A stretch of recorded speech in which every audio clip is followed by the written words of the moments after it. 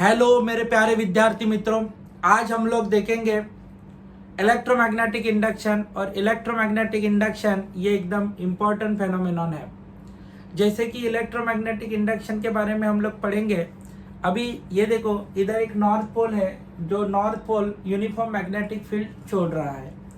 अभी ये uniform magnetic field के अंदर हम लोग ने एक मेटालिक कॉइल रखा है, ओके। और ये मेटालिक कॉइल को हम लोग क्या करेंगे, देखो इलेक्ट्रोमैग्नेटिक इंडक्शन फेनोमेनॉन पढ़ने के लिए ये सबसे महत्वपूर्ण पार्ट है, ओके। तो बच्चा लोग देखो, इस कॉइल को हम लोग मूव कर रहे हैं अप एंड डाउन डायरेक्शन में, ओके। इसको अप करते हैं, डाउन करते हैं, अप करते हैं, डाउन करते हैं। अभी उसके कारण क्या होता है, देखो अप एंड डाउन करने के कारण इसके अंदर का मैग्नेटिक फील्ड चेंज हो जाता है। जैसे कि देखो बेटा, हम लोग के घर में बैटरी रहता है, बैटरी के फोकस के सामने हम लोग क्या करेंगे, हाथ घुमाएंगे तो बैटरी का लाइट क्या होता है, चेंज। समझ में आया। और देखो लाइट, अपने घर में फैन रहता है, फैन घूमने लगता है तो अपने घर के लाइट को भी वो क्या करता है, कट करने लगता है, आपको पता होगा। तो जैसे कि देखो कट करता है, इसका मतलब लाइट फ्लक्चुएट होता है, हम लोग बोलेंगे लाइट चेंज होता है, ऐसा हम लोग बोलेंगे। सेम चीज इधर भी हो जाएगा। देखो ये north pole of magnet uniform magnetic field छोड़ रहा है और इस कॉइल को इस यूनिफॉर्म मैग्नेटिक फील्ड के अंदर हम लोग ने रखा है। अपना काम क्या है, देखो इस कॉइल को अप एंड डाउन मूव करना। अभी आप लोग के, जैसे कि मैंने आपको लाइट का एग्जांपल दिया था, लाइट के सामने हाथ घुमाएंगे तो फ्लक्स जनरेट होता है, लाइट कम ज्यादा होता है, उसको हम लोग फ्लक्स बोलते हैं। सेम चीज इस कॉइल को घुमाने के कारण, ऊपर नीचे घुमाने के कारण इसमें जनरेट होगा मैग्नेटिक फ्लक्स। और ये मैग्नेटिक फ्लक्स कैसे जनरेट होगा, टाइम टू टाइम चेंज होने वाला है। मैग्नेटिक फ्लक्स क्या हो जाएगा बेटा, टाइम टू टाइम चेंज होगा। इधर क्या होता है, जब हम लोग कॉइल को ऊपर लेके जाते हैं तो मैग्नेटिक फ्लक्स क्या हो जाएगा, चेंज। जो φ1 होगा उस टाइम T1 रहेगा। सेम उसी कॉइल को मैं नीचे लेके आ रहा हूं, उस इंस्टेंट ऑफ टाइम को मैग्नेटिक फ्लक्स हो गया φ2। सपोज मान लो दूसरा केस रहेगा, ओके। थर्ड केस ऊपर लेके गए, टाइम चेंज हो रहा है, मैग्नेटिक फ्लक्स भी चेंज हो रहा है। तो बच्चा लोग देखो, फिर से हमारा ये टाइम T4 हो जाएगा, नीचे लेके आएंगे, फ्लक्चुएशन जनरेट होगा φ4। अभी देखो ये जो फ्लक्चुएशन है ना, टाइम टू टाइम फटाफट जनरेट होता है। इसका मतलब अपना क्या चेंज हो रहा है, बोलो बेटा, मैग्नेटिक फ्लक्स चेंज हो रहा है। सबको क्लियर हो गया, मैग्नेटिक फ्लक्स क्या हो रहा है इधर, change in a magnetic flux. और कैसे चेंज हो रहा है, change in a time, time के ऊपर dependent, change in a time. तो बच्चा लोग देखो, मैग्नेटिक फ्लक्स चेंज हो रहा है, इसका मतलब हम लोग डिफरेंशिएशन के लैंग्वेज में कैसे लिखेंगे, d∅। और टाइम चेंज हो रहा है, कैसे लिखेंगे, dt। तो बच्चा लोग देखो, time to time magnetic flux generate हो रहा है, time to time magnetic flux generate हो रहा है। तो बच्चा लोग उस कारण कॉइल के अंदर क्या जनरेट होगा, EMF जनरेट होगा। कॉइल के अंदर EMF जनरेट होगा। अभी EMF क्यों जनरेट होता है, because of change in a magnetic flux and change in a time के कारण, change in a magnetic flux and change in a time के कारण इधर क्या होता है, बोलो बेटा, change in a magnetic flux d∅dt। Change in magnetic flux क्या हो जाएगा, d∅dt। तो बच्चा लोग E इज इक्वल टू, तो अपने को नया इक्वेशन क्या मिलेगा, E is equal to d∅dt। और बच्चा लोग आपको पता होगा E is equal to d∅dt। और इसमें से EMF का मतलब ही क्या होता है बेटा, बोलो, वोल्टेज होता है। क्या होता है, वोल्टेज। जब आपके सामने वोल्टेज आता है तो एक टर्मिनल पॉजिटिव और दूसरा टर्मिनल निगेटिव, ये तो आपको पता है, ओके। तो बच्चा लोग देखो, अभी ये प्रोसीजर किधर चला गया, कॉइल है, यूनिफॉर्म मैग्नेटिक फील्ड, उसमें से हम लोग उसको मूव कर रहे हैं, मैग्नेटिक फील्ड चेंज हो रहा है टाइम टू टाइम। तो मैग्नेटिक फील्ड चेंज होता है, उसी को हम लोग बोलते हैं मैग्नेटिक फ्लक्स। टाइम T1 ऊपर लेके जाएंगे तब फ्लक्चुएशन φ1। ये ऐसे ऊपर नीचे करने के कारण मैग्नेटिक फ्लक्स चेंज हो रहा है। चेंज इन मैग्नेटिक फ्लक्स जो d∅ है, चेंज इन टाइम के हिसाब से, वो टाइम के हिसाब से चेंज हो रहा है। तो EMF is equal to d∅dt, E is equal to d∅dt हो गया। इसमें से EMF का मतलब ही क्या होता है, वोल्टेज। अभी वोल्टेज सेट हो जाएगा तो आपको पता है इस कॉइल का एक टर्मिनल पॉजिटिव बन जाएगा और दूसरा टर्मिनल निगेटिव बन जाएगा, ओके। दूसरा एंड निगेटिव, पहला एंड पॉजिटिव, दूसरा एंड निगेटिव। और उसके कारण इस कॉइल के अंदर करंट प्रोड्यूस होगा।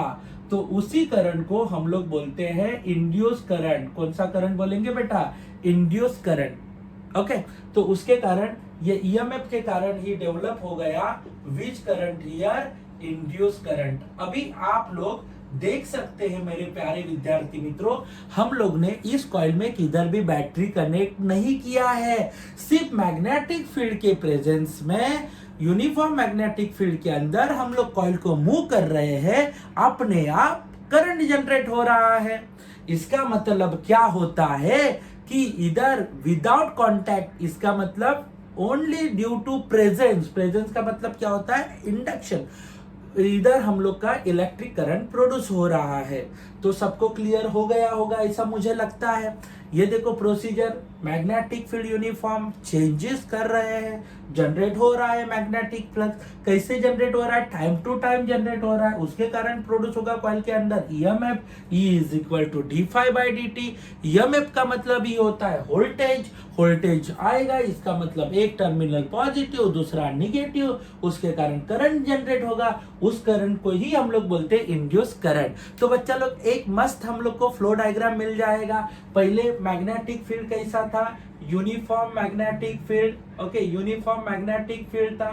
उस यूनिफॉर्म मैग्नेटिक फील्ड को हम लोग ने चेंज किया तो क्या हो गया? मैग्नेटिक फ्लक्स आने लगा। मैग्नेटिक फ्लक्स की किसके हिसाब से चेंज कर रहे हैं? चेंज कर रहे हैं हम लोग टाइम के हिसाब से। मैग्नेटिक फ्लक्स जनरेट होगा ईएमएफ, और ईएमएफ के कारण, ईएमएफ का मतलब ही होता है वोल्टेज, और उसके कारण जनरेट होगा इंड्यूस करंट। ओके, और इंड्यूस करंट प्रोड्यूस होगा। ये देखो इस प्रकार से मैग्नेटिक फील्ड से इलेक्ट्रिक करंट इंड्यूस होने के लिए जो प्रोसीजर है उसी को हम लोग बोलते हैं electromagnetic induction. JEE CET NEET के ऊपर एक कॉन्सेप्ट है, उसके ऊपर सबसे ज्यादा क्वेश्चन पूछे जाते हैं, उसका नाम है induce electric charges. Induce electric charges, charges कैसे इंड्यूस होते हैं इलेक्ट्रोमैग्नेटिक इंडक्शन में, वो हम लोग अभी देखने वाले हैं। तो इसमें क्या होता है देखो, अभी ईएमएफ का फॉर्मूला अभी हम लोग ने देखा, D phi by D T बराबर है। सेम चीज ये D phi by D T EMF का फॉर्मूला है, वो इंड्यूस ईएमएफ है। ओके, याद रखना बेटा, ये क्या है? Induce EMF. E is equal to D phi by D T. अभी बच्चा लोग देखो, हम लोग इधर देखेंगे इंड्यूस करंट। इंड्यूस करंट का फॉर्मूला क्या रहेगा? Induce current I is equal to क्या रहने वाला? I is equal to voltage और क्या लिखेंगे? EMF अपॉन क्या लिखते हैं? रेजिस्टेंस। तो बच्चा लोग देखो, इसमें हम लोग क्या लिखेंगे? I is equal to E by, हम लोग ने क्या लिखा? R। I is equal to E by R। ये I है, E by R। Now let's see, अभी इसी फॉर्मूला में हम लोग क्या करते हैं देखो, E का वैल्यू पुट करते हैं। तो induce current I is equal to, इधर नीचे है R, ऊपर आएगा D phi by D T. D phi by क्या लिखेंगे? D T. उसी I को हम लोग क्या लिखेंगे? D phi by D T into क्या आएगा? 1 अपॉन R। सबको क्लियर हो गया? बच्चा लोग देखो, करंट का फॉर्मूला क्या है? What is the formula of current? I is equal to rate of flow of charges. Rate of flow of charges. I is equal to क्या हो जाएगा बेटा? Rate of flow of charges.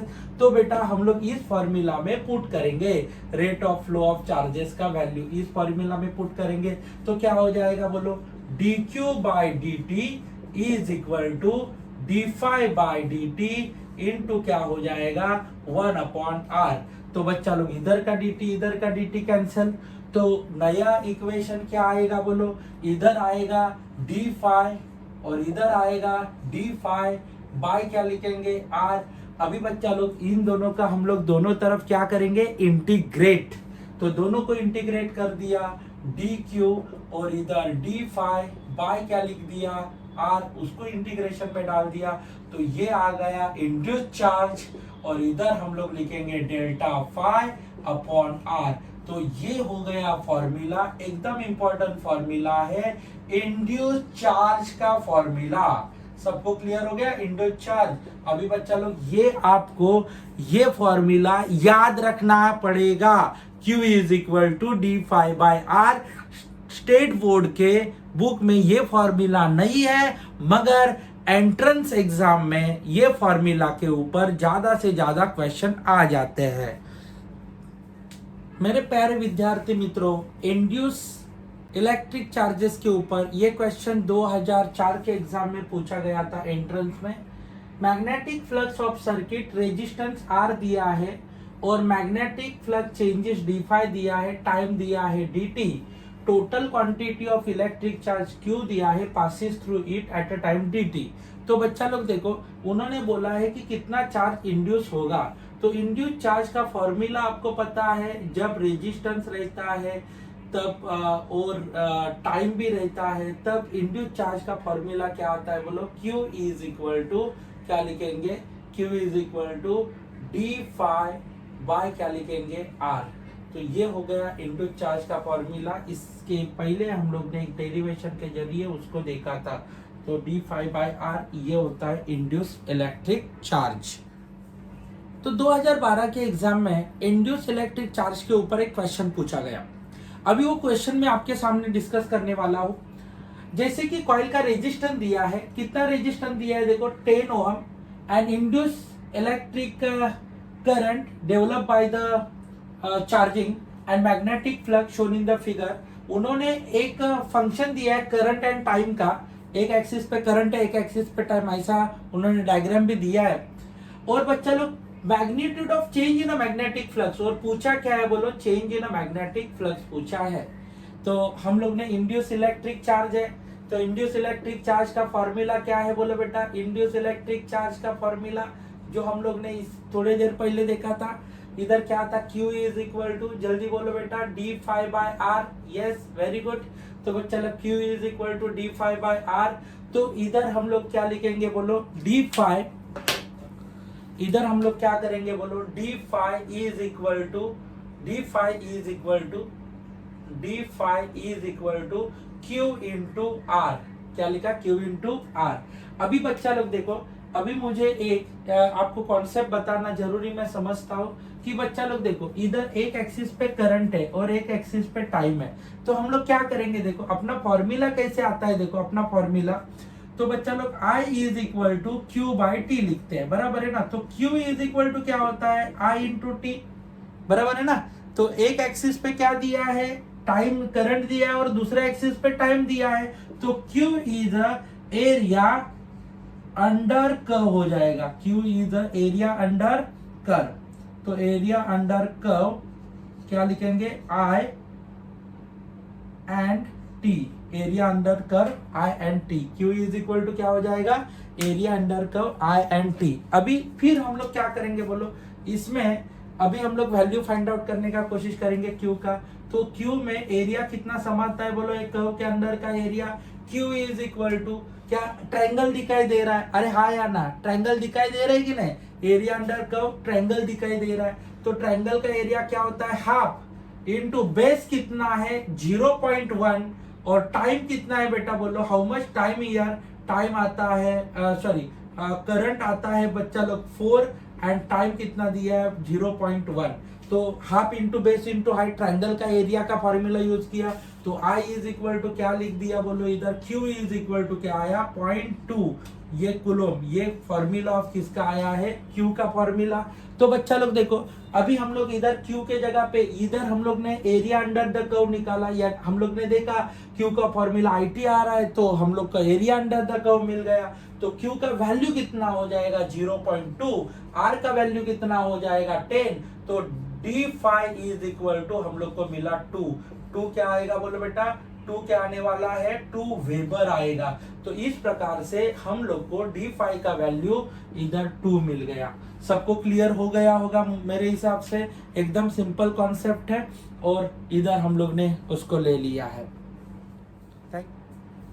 Hello my dear students, ये जो videos मैं रोज बना रहा हूँ वो वीडियो आपके लिए अपलोड करूंगा यूट्यूब चैनल के ऊपर, और आपका जरूर फायदा होगा। इसके लिए प्लीज आप इस चैनल को सब्सक्राइब कर सकते हैं, लाइक कर सकते हैं, कमेंट कर सकते हैं। Thank you.